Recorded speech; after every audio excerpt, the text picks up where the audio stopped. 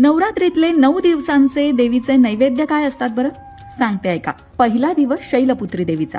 शैलपुत्री देवीला शुद्ध तुपात तयार झालेल्या पदार्थांचा नैवेद्य दाखवला जातो. दुसरा दिवस ब्रह्मचारिणी देवीचा. तिला साखर आणि गुळ वापरून तयार केलेल्या गोड पदार्थांचा नैवेद्य दाखवला जातो. तिसरा दिवस चंद्रघंटा देवीचा. दूध आणि दुधापासून बनलेले पदार्थ. चौथा दिवस कुष्मांडा देवी.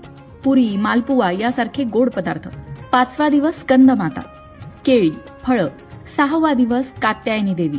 मध. जे कुठले पदार्थ तयार करणार त्यात मध असावा. सातवा दिवस कालरात्री. गुळ आणि तिळाचे पदार्थ. आठवा दिवस महागौरी. नारळ आणि खडीसाखर अर्थात खोबरं आणि खडीसाखर यापासून तयार केलेले पदार्थ. 9.